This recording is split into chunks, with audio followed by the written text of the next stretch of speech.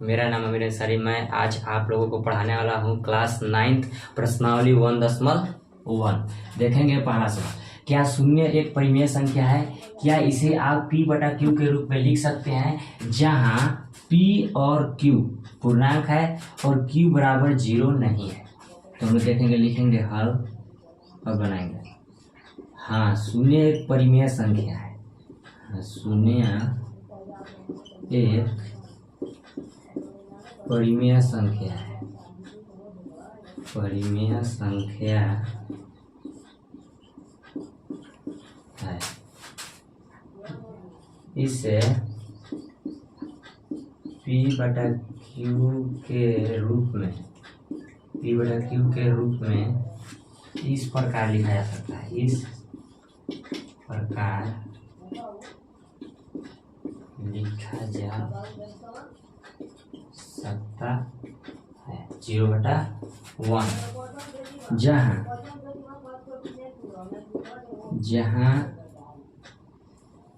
p और q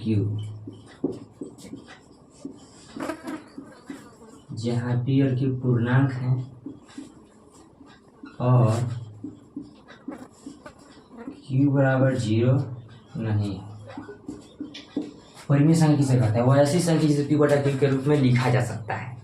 तो यहाँ पे सवाल हमसे पूछा है कि क्या शून्य एक परिमेय संख्या है? क्या इसे आप p बटा q के रूप में लिख सकते हैं जहाँ p और q पूर्णांक है और q बराबर 0 नहीं है?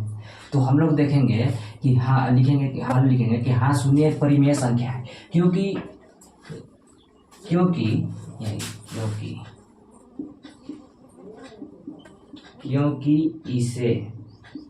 इसे p बटा q के रूप में इस प्रकार लिख सकते हैं 0/1, जहाँ p और q पूर्णांक है और q बराबर 0 नहीं है। ठीक, पहला सवाल बन गया। और दूसरा का देखेंगे। दूसरा का सवाल बोल रहा है कि 3 और 4 के बीच में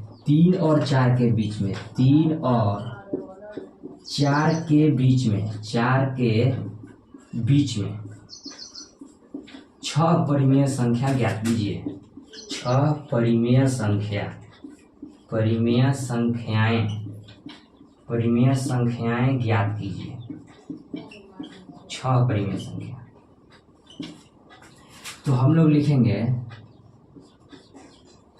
जब दो परिमेय संख्याओं के बीच में अनंत परिमेय संख्याएं होती है और हम लोगों को बोला है कि 3 और 4 के बीच में अनंत परिमेय संख्या होती है, पर हम लोगों को 6 परिमेय संख्या निकालने के लिए दिया है। इसलिए हम लोग लिखेंगे कि हमें 6 परिमेय संख्या ज्ञात करना है। हमें 6 परिमेय संख्याएं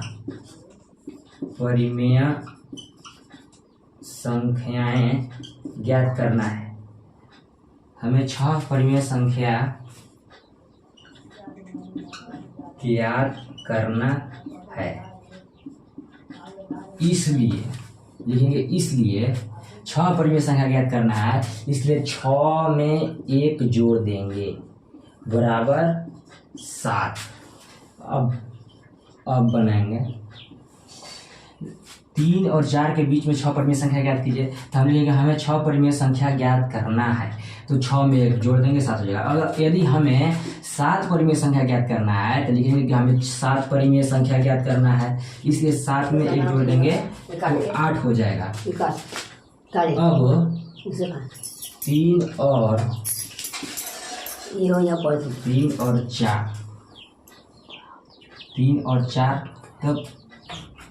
और 4 जब लिख लिए तो इसका जो हर है बराबर करेंगे और तो देखेंगे कि इसका बटा में 1 छिपा है, इसका बटा में 1 छिपा है, तो दोनों के हर जो है 1 है, बराबर है, इसलिए बराबर नहीं करेंगे। 7 से इसमें 3 में 3/1 और 4/1 में गुना कर देंगे, या 3/1 गुने 7 और 4/1 गुने 7।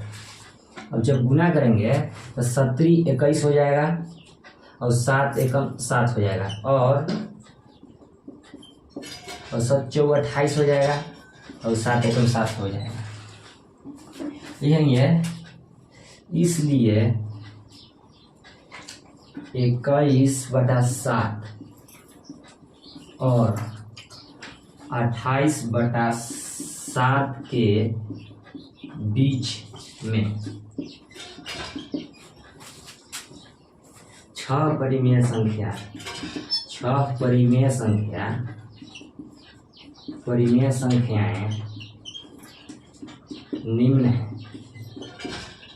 निम्न मतलब कि मैं ये नीचे दिया हुआ है, तो इसके बीच में हो जाएगा 22/7, 23/7, 24/7, 25/7, 26/7 है होगा। 1 2 3 4 5 का लिखेंगे और 27/7 यही हो गया,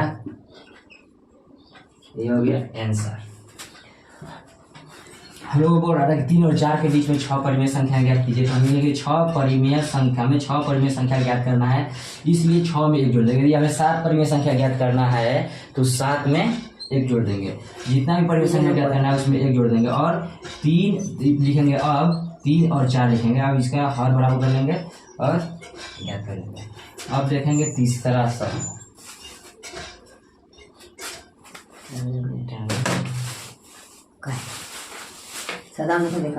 अब देखेंगे तीसरा सवाल।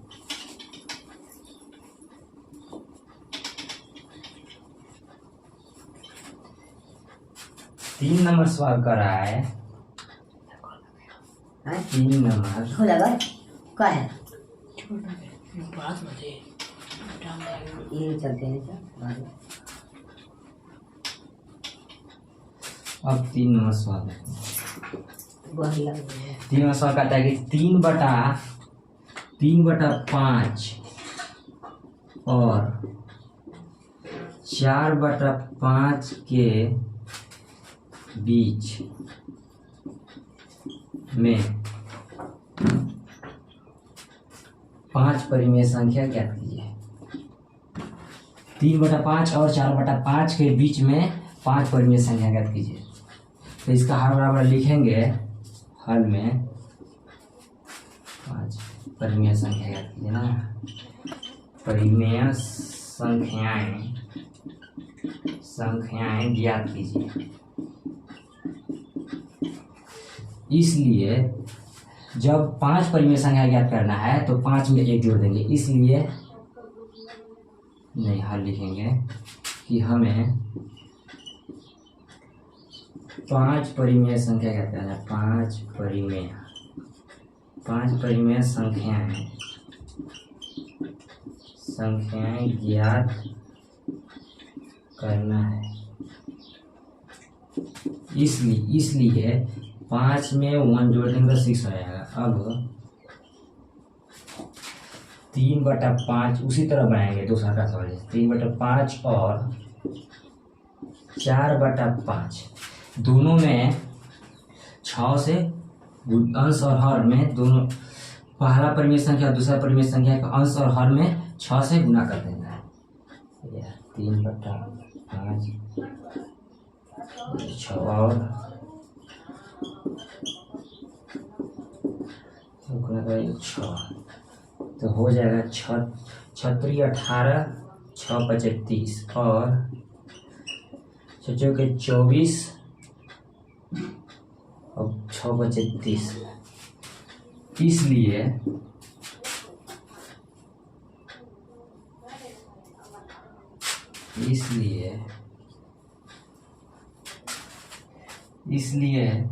18/30 और 24/30 के बीच 5 परिमेय संख्याएं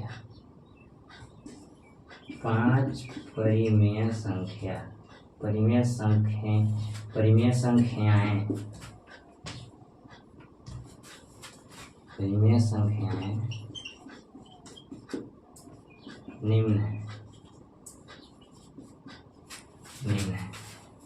19/30, 20/30, 21/30, 22/30, 23/30, 24/30, 1 2 3 4 5 इतना ही इतना है, 23/30। यही हो गया आंसर।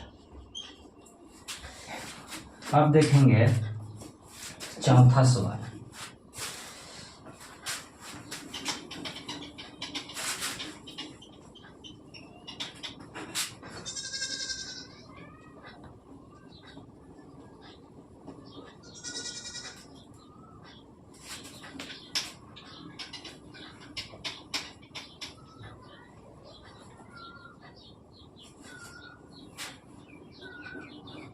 अब देखेंगे चौथा सवाल। चौथा सवाल कहता है कि नीचे दिए गए कथन सत्य है या असत्य। नीचे दिए गए कथन सत्य है या असत्य, कारण के साथ अपने उत्तर दीजिए। सत्य है या असत्य कुछ भी हो तो उसे कारण के साथ बताना है। तो चौथा का पहला सवाल कहता है कि प्रत्येक प्राकृत संख्या एक पूर्ण संख्या होती है। प्रत्येक प्राकृत संख्या एक पूर्ण संख्या होती है। तो लिखेंगे सत्य है, सत्य है, सत्य है। अब लिखेंगे कारण, क्यों सत्य है? क्योंकि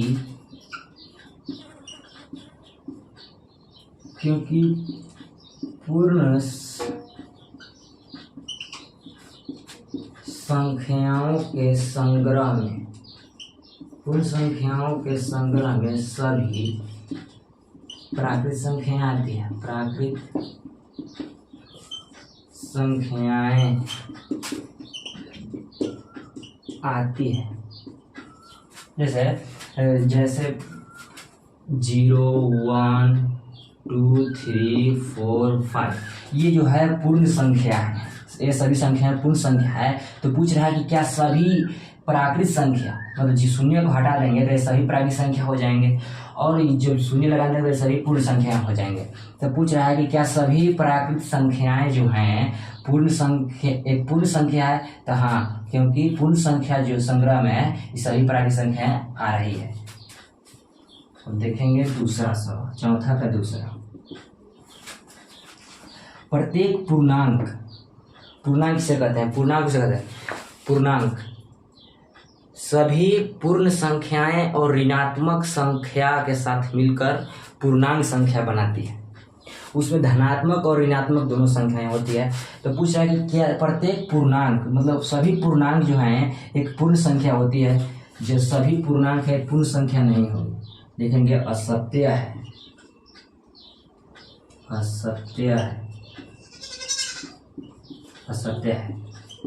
कारण क्योंकि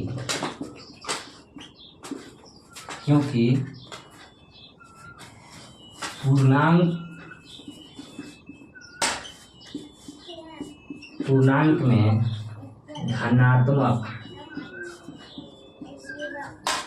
धनात्मक एवं ऋणात्मक दोनों संख्याएं आती हैं। दोनों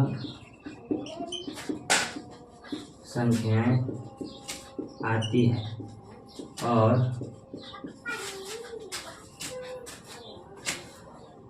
और ऋणात्मक संख्या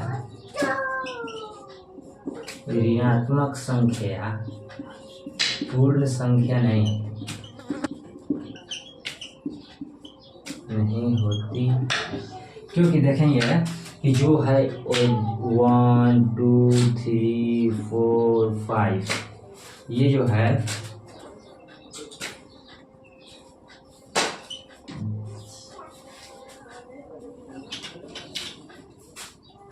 -1 -2 -3 0 1 2 3 ये सब जो है ये सब पूर्णांक संख्या पूर्णांक है। और पूर्णांक पूछ रहा है कि सभी पूर्णांक एक पूर्ण संख्या होती है। तो पूर्णांक में ऋणात्मक धनात्मक शून्य भी आता है, पर जो ऋणात्मक संख्या है पूर्णांक संख्या नहीं होता है। इसीलिए प्रत्येक पूर्णांक एक परिमेय संख्या नहीं हो सकता है। आप लोगों को समझ में आ रहा होगा। अब देखेंगे चौथा का तीसरा नंबर सवाल। तीसरा होगा है कि प्रत्येक परिमेय संख्या एक पूर्ण संख्या होती है। प्रत्येक परिमेय संख्या, प्रत्येक जो परिमेय संख्या है, परिमेय संख्या से p बटा q के रूप में लिखा जा सकता है, एक पूर्ण संख्या होती है। तो देखेंगे पूर्ण संख्या होती है, असत्य नहीं होती। बता रहे हैं कारण, क्योंकि 1/2 एक परिमेय संख्या है, पर एक पूर्ण संख्या नहीं है।